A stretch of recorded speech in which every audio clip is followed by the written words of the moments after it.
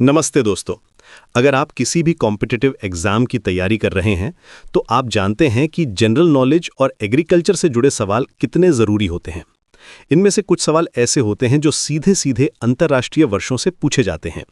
संयुक्त राष्ट्र और दूसरी बड़ी संस्थाएं हर साल किसी खास विषय पर दुनिया का ध्यान खींचने के लिए उसे एक अंतर्राष्ट्रीय वर्ष के रूप में समर्पित करती हैं। कृषि एक ऐसा क्षेत्र है जिससे जुड़े कई विषयों को ये सम्मान मिला है। आज हम इन्हीं महत्वपूर्ण अंतर्राष्ट्रीय वर्षों के बारे में बात करेंगे, खास तौर पर परीक्षा के नजरिए से। ये जानकारी आपको न सिर्फ मार्क्स दिलाएगी बल्कि दुनिया में कृषि के महत्व को भी समझाएगी। तो चलिए इस ऑडियो को ध्यान से सुनिए और इन सभी वर्षों को अच्छे से याद कर लीजिए। सबसे पहले बात करते हैं उन वर्षों की जो हमारी मुख्य खाद्य फसलों को समर्पित थे। इसकी शुरुआत होती है साल 2004 से, जिसे अंतर्राष्ट्रीय चावल वर्ष के रूप में मनाया गया था। चावल दुनिया की आधी से ज्यादा आबादी का मुख्य भोजन है, इसलिए इस पर वैश्विक ध्यान देना बहुत जरूरी था। तो याद रखिए, चावल का साल था 2004। इसके ठीक अगले साल यानी 2005 को दो चीजों के लिए जाना जाता है। इसे अंतर्राष्ट्रीय सांख्यिकी वर्ष और साथ ही मक्का वर्ष के रूप में भी मनाया गया। मक्का भी एक बहुत महत्वपूर्ण फसल है जो इंसानों के भोजन से लेकर जानवरों के चारे तक में इस्तेमाल होती है। तो 2005 मतलब सांख्यिकी और मक्का। अब थोड़ा आगे बढ़ते हैं साल 2008 पर। यह साल था अंतर्राष्ट्रीय आलू वर्ष। आलू, जिसे हम सब्जियों का राजा कहते हैं, दुनिया भर में करोड़ों लोगों के लिए पोषण और आय का एक बड़ा स्रोत है, इसलिए 2008 को आलू के नाम किया गया। इसके बाद एक बहुत ही महत्वपूर्ण साल आता है 2016। इसे अंतर्राष्ट्रीय दलहन वर्ष घोषित किया गया था।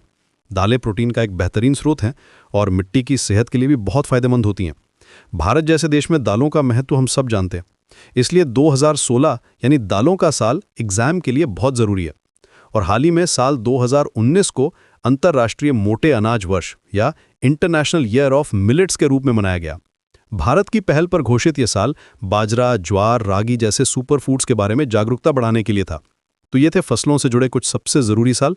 2004 चावल के लिए, 2005 मक्का के लिए, 2008 आलू के लिए, 2016 दालों के लिए और 2019 मोटे अनाज के लिए। फसलों के अलावा कृषि के लिए ज़रूरी प्राकृतिक संसाधनों पर भी अंतर्राष्ट्रीय समुदाय ने ध्यान दिया है। साल 2007 को अंतर्राष्ट्रीय जल वर्ष के रूप में मनाया गया। पानी के बिना खेती की कल्पना भी नहीं की जा सकती और इसके संरक्षण की ज़रूरत को उजागर करने के लिए ये साल समर्पित था। इसके बाद आता है साल 2010, जिसे अंतर्राष्ट्रीय जैव विविधता वर्ष घोषित किया गया। खेती और पर्यावरण का गहरा रिश्ता है। अच्छी फसल के लिए मिट्टी में मौजूद सूक्ष्म जीवों से लेकर परागण करने वाले कीटों तक सब कुछ जरूरी है। जैव विविधता इसी संतुलन को बनाए रखती है।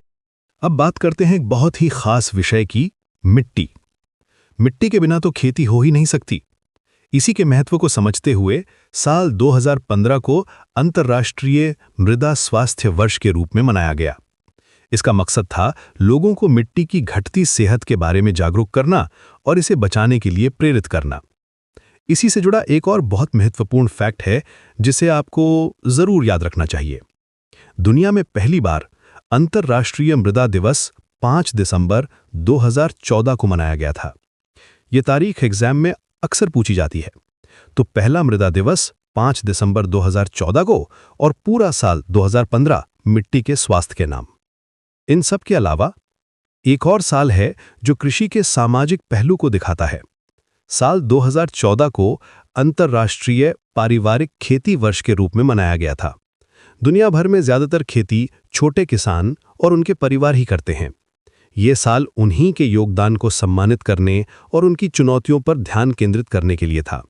तो 2014 पारिवारिक खेती के लिए समर्पित था। तो चलिए एक बार जल्दी से सब कुछ दोहरा लेते हैं ताकि आपको अच्छे से याद हो जाए। 2004 अंतर्राष्ट्रीय चावल वर्ष, 2005 अंतर्राष्ट्रीय सांख्यिकी और मक्का वर्ष, 2007 अंतर्राष्ट्रीय जल वर्ष, 2008 अंतर्राष्ट्रीय आलू वर्ष, 2010 अंतर्राष्ट्रीय जैव विविधता वर्ष, 2014 अंतर्राष्ट्रीय पारिवारिक खेती वर्ष और इसी साल 5 दिसंबर 2014 को पहला अंतर्राष्ट्रीय मृदा दिवस मनाया गया। 2015 अंतर्राष्ट्रीय मृदा स्वास्थ्य वर्ष, 2016 अंतर्राष्ट्रीय दलहन वर्ष और आखिर में 2019 अंतर्राष्ट्रीय मोटे अनाज वर्ष। ये सभी साल और उनसे जुड़े विषय आपकी परीक्षा के लिए बेहद महत्वपूर्ण है, इन्हें किसी कॉपी में नोट कर लें और बार बार दोहराते रहें। ये सीधे सीधे पूछे जाने वाले सवाल हैं जिनमें आप आसानी से पूरे नंबर ला सकते हैं। उम्मीद है ये जानकारी आपके काम आएगी। अपनी तैयारी जारी रखिए।